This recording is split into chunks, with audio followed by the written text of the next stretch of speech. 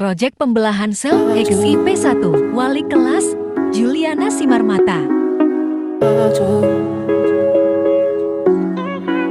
Selamat siang. Ya, sebelum pelajaran kita mulai, kita awali dengan doa dulu. Ketua kelas, pimpin doa kita.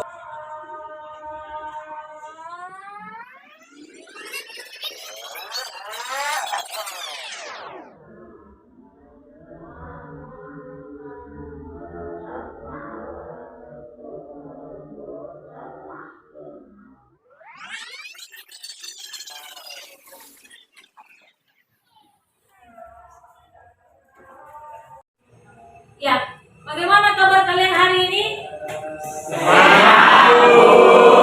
Oke, terima kasih. Tepuk tangan buat kita semua.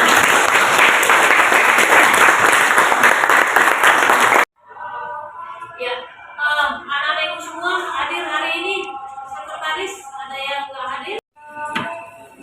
Ada Bu, Yanti nggak ada teman-teman. Ya, tujuan pembelajaran kita hari ini adalah tentang pembelahan sel ya, pembelahan sel, di mana tujuannya adalah kita nanti menganalisis ya, bagaimana proses pembelahan sel yang terjadi, baik itu nanti secara mitosis dan meiosis melalui produk atau proyek yang akan kita buat.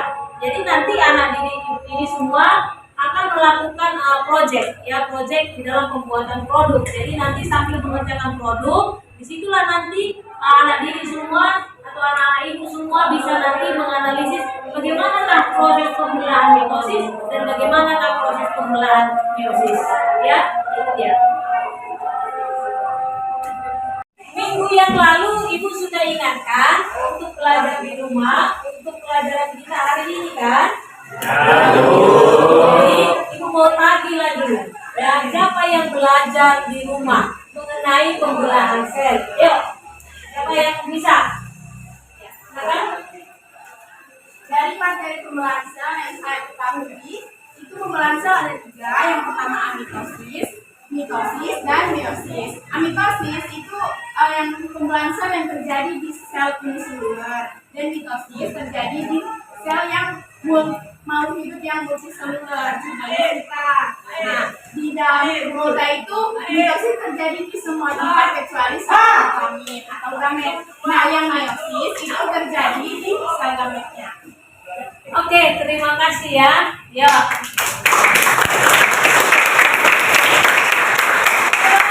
Siapa lagi? Ya, silakan Elsa. Oke, baik. Semalam saya membaca mengenai siklus hidup sel. Nah, dalam siklus hidup sel itu terdapat 3 tahap. Yang pertama itu tahap interfase, yang kedua tahap pembelahan mitosis, dan yang ketiga pembelahan sitokinesis. Nah, di tahap interfase ini merupakan tahap persiapan sebelum sel mengalami pembelahan mitosis. Nah, di tahap interfase ini terdapat 3 fase lagi. Yang pertama itu fase G1, yang kedua fase S, dan yang ketiga itu fase G2. Lalu dilanjutkan dengan pembelahan mitosis. Nah, di dalam pembelahan mitosis ini ada terdapat 4 fase. Yang pertama itu fase profase, yang kedua fase metafase, yang ketiga fase anafase, dan yang diakhiri dengan fase telofase. Lalu setelah sel mengalami fase telofase, nantinya sitoplasma sel ini akan membelah lagi, menghasilkan 2 sel anakannya, diploid dan identik dengan sel induknya. Nah, itu nanti pembelahan itu disebut dengan fase sitokinesis. Oke, terima kasih Elsa. Yuk, siapa lagi? Ada lagi? Silakan. Ya, silakan Gilbert. Jadi dari yang saya baca semalam Bu, saya membaca tahapan meiosis. Ya. Pembelahan meiosis ini terbagi menjadi 2 tahap, meiosis 1 dan meiosis 2. Meiosis 1 itu ada fase 1, metafase 1, anafase 1, dan telofase 1. Meiosis 2 ini ada profase 2, metafase 2, anafase 2, dan telofase 2. Ya, terima kasih. Tepuk tangan buat dia. Oke, saya yakin yang lain juga kan udah pada baca di rumah ya. Karena memang apapun katanya kalau kita mau belajar hari ini ya memang harus kita siapkan diri kita di rumah ya untuk topik yang akan kita bahas hari ini. Oke, kita lanjut untuk materi kita. tadi sudah ada Ibu kirimkan link ya video tentang proses pembelahan sel. Silakan dibuka linknya ya, dilihat videonya.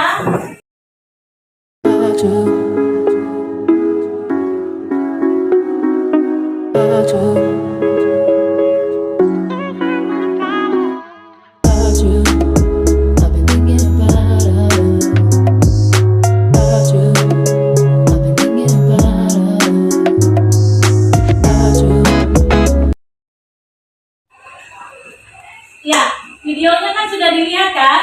Sudah. Jadi kalau sudah dilihat videonya, kira-kira ada nggak pertanyaan yang muncul di benak kamu mengenai video ini tentang pembelahan mitosis untuk hari ini? Siapa yang bertanya? Ya. Pertanyaannya Bu, bagaimana cara tumbuhan itu bertambah tinggi Bu? Bagaimana cara tumbuhan bertambah tinggi? Ada lagi? Ya, silakan Morik.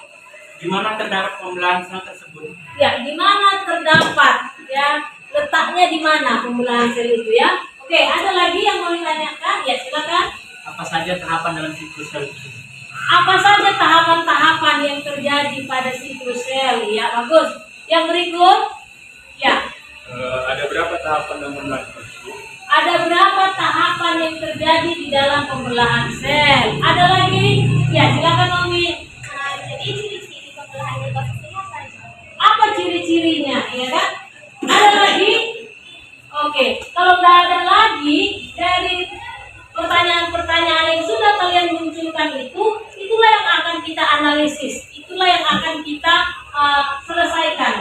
Jadi bagaimana menyelesaikan itu akan kita lakukan dengan melakukan project. Jadi hari ini kita pelajarannya adalah tentang pembelahan sel yang dilakukan dengan model pembelajaran project based learning, ya. Atau permasalahan yang kalian temukan kita selesaikan dengan project, ya. Itulah kegiatan pembelajaran kita hari ini. Oke, bisa ya? Ya. Ya, untuk menyelesaikan pertanyaan-pertanyaan yang muncul tadi, ya, permasalahan-permasalahan yang kalian temukan di dalam video tadi, maka kita mau menyelesaikannya dengan diskusi kelompok, ya. Tadi sudah ada Ibu bagi di grup kita untuk nama-nama setiap kelompoknya. Jadi kita buat menjadi 4 kelompok. Silakan dilihat kelompok-kelompoknya dan duduk sesuai dengan kelompoknya masing-masing. Ayo, silakan. Ya. Dikeluarkan semua alat dan bahan yang sudah Ibu instruksikan minggu yang lalu supaya kita membuat produknya, ya. Silakan dikeluarkan semua alat dan bahannya biar kita buat proyek kita hari ini tentang menganalisis pembelahan mitosis dan meiosis. Yuk, silakan yuk kita kerjakan.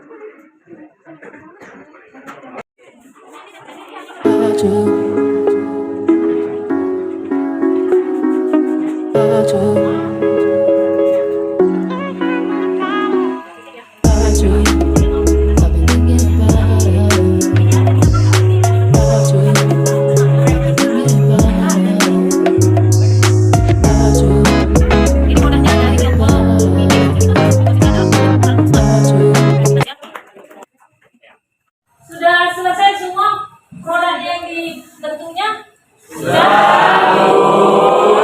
Siap semua, kita akan mendengarkan presentasi dari setiap kelompok ya. Silakan kelompok 1. Yuk. Kelompok 1. Selamat siang teman-teman dari Bu Guru. Selamat siang.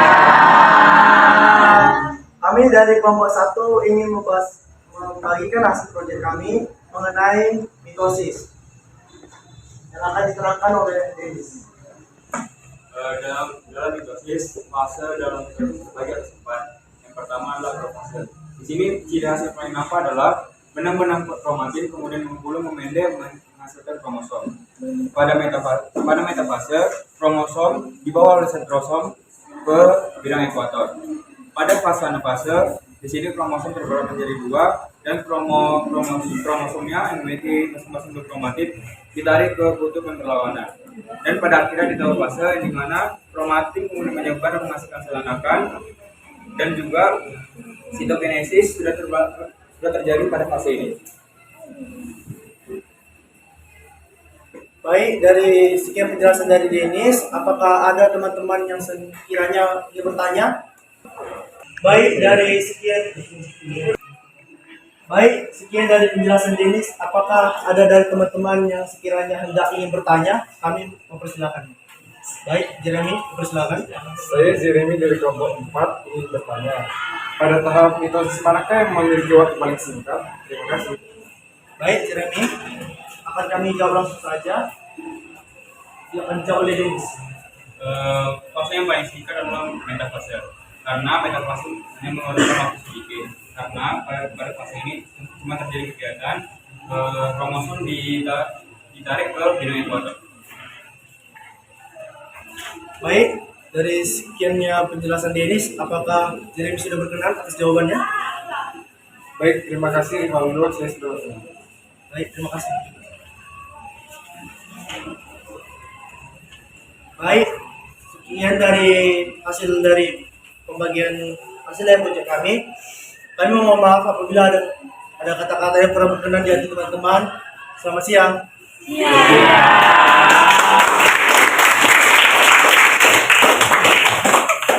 Kelompok 2. Selamat siang teman-teman dan ibu-ibu semuanya. Kali ini kami dari kelompok 2 akan mempresentasikan hasil diskusi kami, yaitu tentang mitosis yang akan dijelaskan oleh Daniel. Oke, baik, saya di sini akan menjelaskan proses-proses yang ada dalam tahap pembelahan mitosis. Yang pertama, sebelum kita masuk dalam pembahasan kita tentang mitosis, kita harus tahu dulu ada yang namanya siklus sel. Nah, di mana siklus sel ini terdapat dari dua, yaitu interfase, baru kita masuk ke mitosisnya.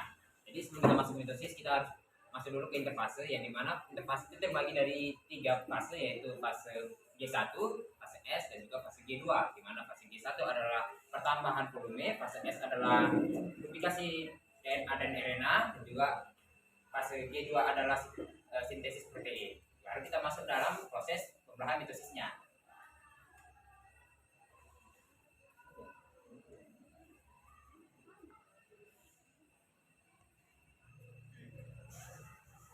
Baik, di sini sudah ada gambar di mana pembelahan sel secara mitosis.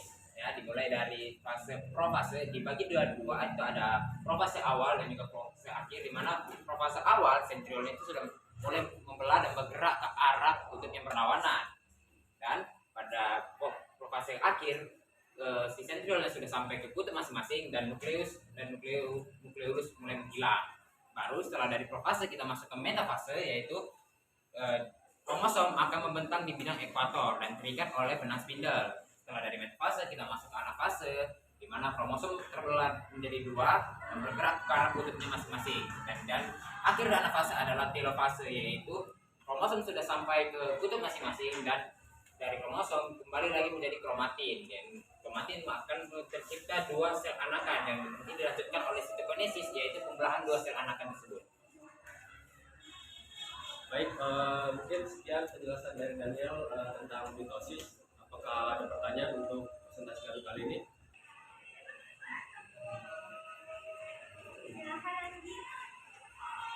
Saya Anggi dari kelompok 3. Seperti yang kita ketahui tadi, metafase adalah tahap yang memerlukan waktu tersingkat. Nah, saya bertanya, tahap yang memerlukan waktu yang lama itu terjadi di mana? Dan berapa? Terima kasih. Oke, terima kasih Anggi atas pertanyaannya. Jika tadi fase tersebut adalah metafase, maka fase terlama jatuh pada profase. Kenapa? Kita lihat dari tugasnya. Jika tadi fase metafase tugasnya hanya apa? Kromosom itu hanya berjajar di bidang ekuator. Sedangkan di tahap profase ini ada beberapa tugas. Yang pertama adalah benang-benang kromatin yang memadat menjadi kromosom. Yang kedua adalah sentriol yang menuju kutub-kutub yang saling berlawanan. Yang ketiga, menghilangnya membrana nukleus dan nukleolus. Dan yang terakhir adalah terbentuknya serat-serat gelanda. Baik Anggi, apakah jawabannya sudah bisa diterima? Terima kasih Mami telah menjelaskan. Baik, sekian mungkin dari presentasi kami dari kelompok 2. Kami mohon maaf apabila kami ada sedikit penyampaian kata yang kurang bisa dimengerti, dan selamat siang.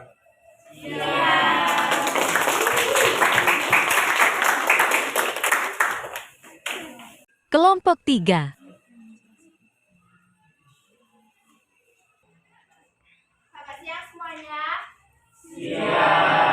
Kami dari kelompok 3 akan mempresentasikan hasil diskusi kami tentang proyek yaitu meiosis yang akan dijelaskan oleh Karolina. Oke, setelah dari bagian mitosis, maka kita akan masuk ke bagian meiosis. Sebenarnya tahapan dari meiosis hampir sama dengan tahapan dari mitosis. Yang membedakan di meiosis ada 2 tahapan, ada meiosis 1 dan meiosis 2. Namun tahapannya tetap kromat, yaitu profase, metafase, anafase, dan telofase. Sebelumnya sama seperti mitosis juga, di meiosis ada tahap interfase. Tahap interfase ialah tahap menyediakan segala kebutuhan sel yang akan digunakan untuk pembelahan nanti. Kemudian kita masuk ke tahap meiosis 1. Di meiosis 1 ada profase 1, metafase 1, anafase 1, dan telofase 1.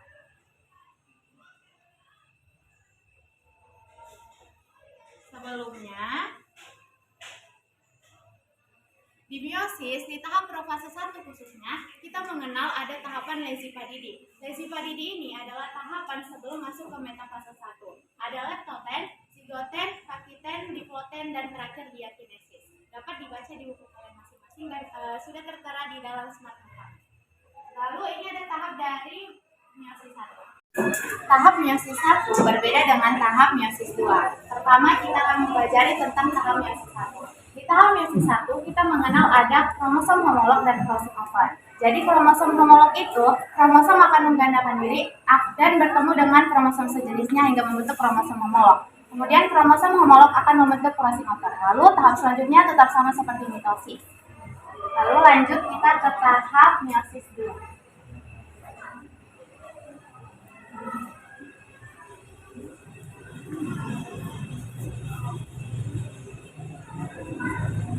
Ini adalah gambaran dari tahap meiosis 2, dimulai dari tahap profase 2. Di sini kromosomnya tinggal 3 karena dia bersifat haploid N.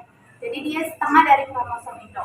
Kemudian lanjut pembelahan di bidang ekuator, lalu lanjut penarikan oleh sentriol dan terakhir adalah tahap telofase. Hasil dari meiosis 2 adalah 4 sel anakan yang bersifat haploid.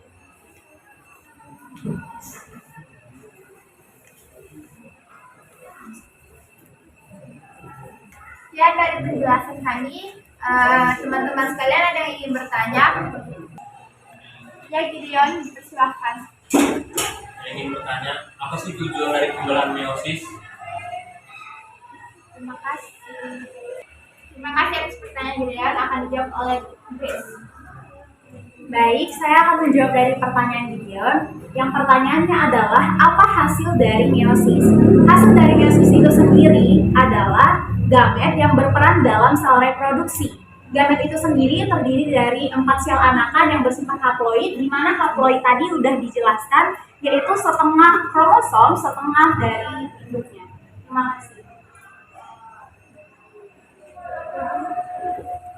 Baik, terima kasih atas jawabannya.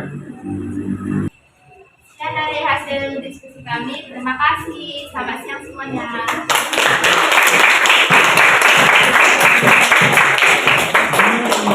Kelompok 4.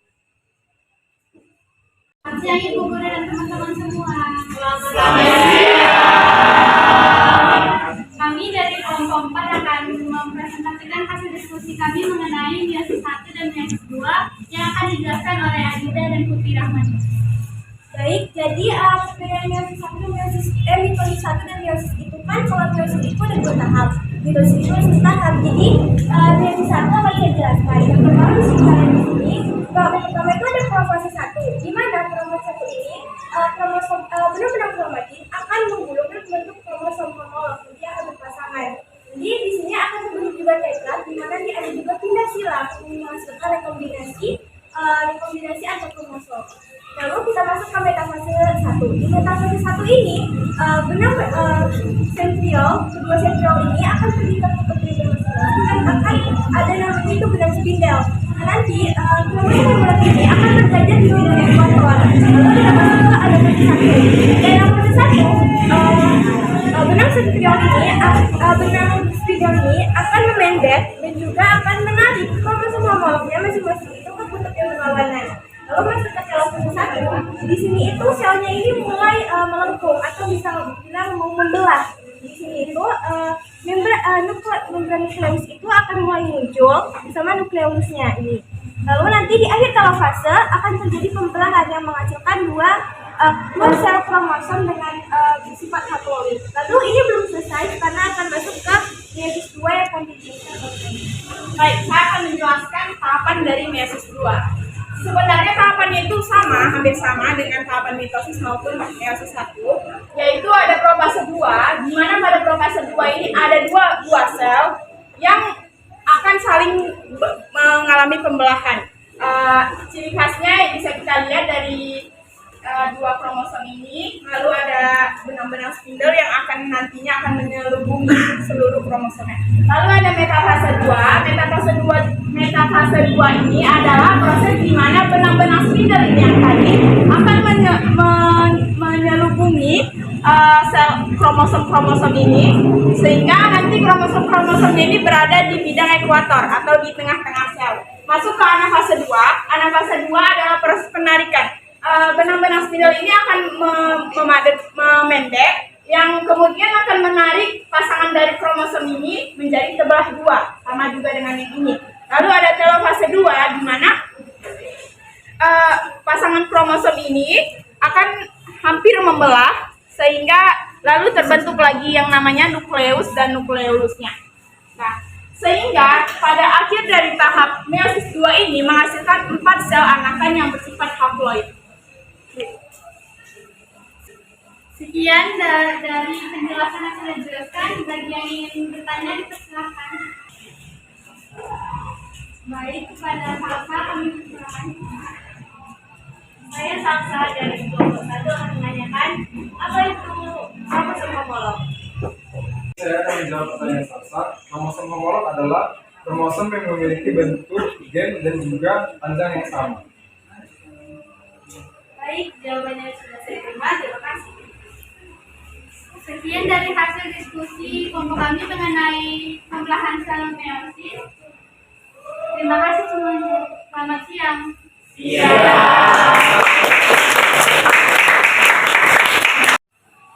Ya, tadi sudah kita tampilkan bersama dari setiap kelompok 1 pembelahan mitosis juga dengan menggunakan serofomnya, kemudian album smart dari kelompok 2, kemudian meiosis pakai album smart dari kelompok 3, kemudian serofomnya dari kelompok 4 ya, pembelahan meosisnya juga. Jadi dari yang kalian sudah kerjakan, produk yang sudah kita kerjakan bersama ini, apa yang kalian dapatkan dari sini? Ya, sama-sama kita bahwa di dalam pembelahan mitosis apa aja tahapannya?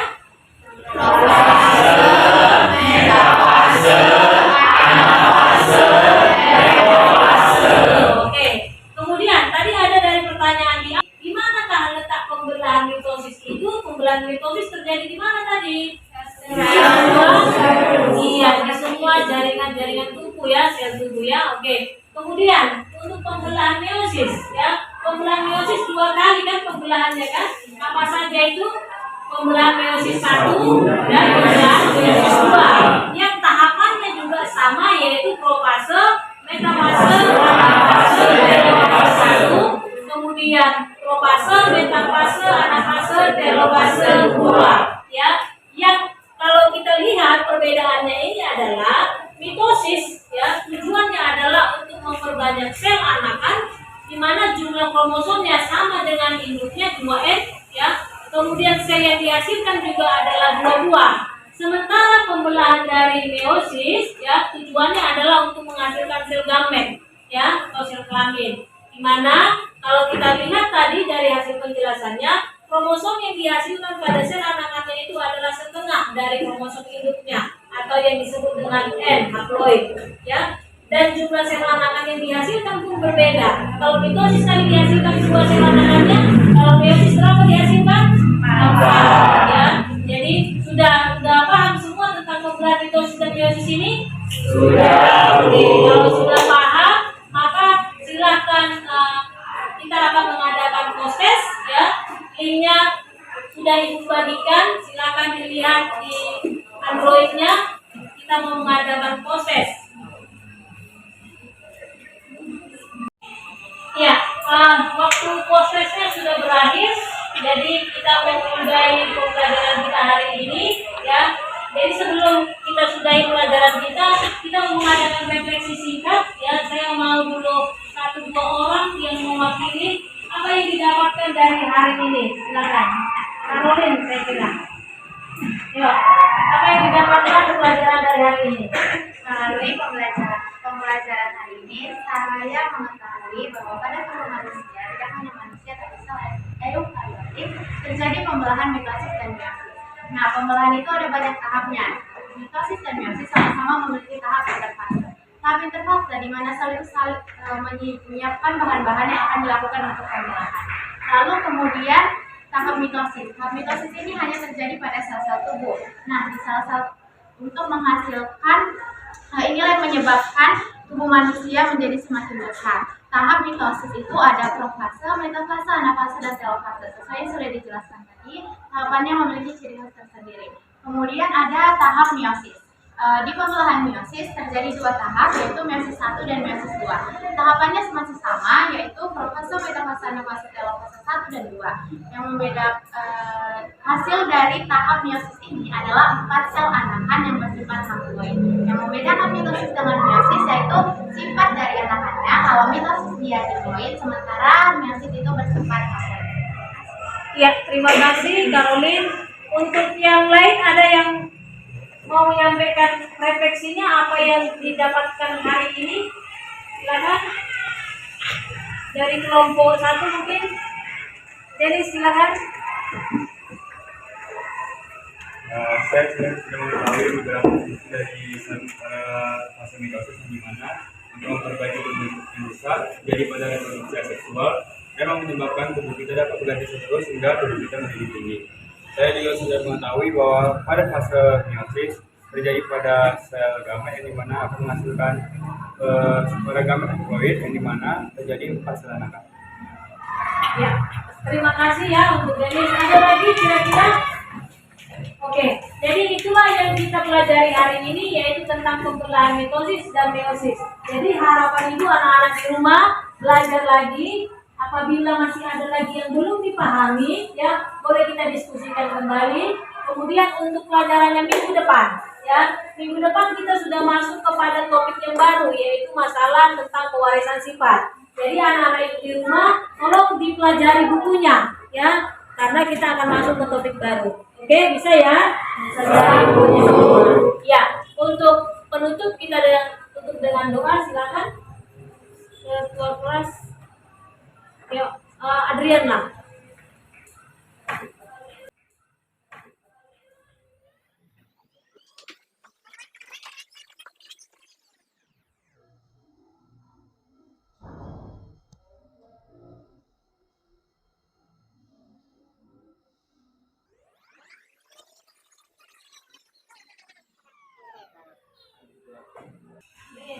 Pertemuan kita hari ini, selamat siang.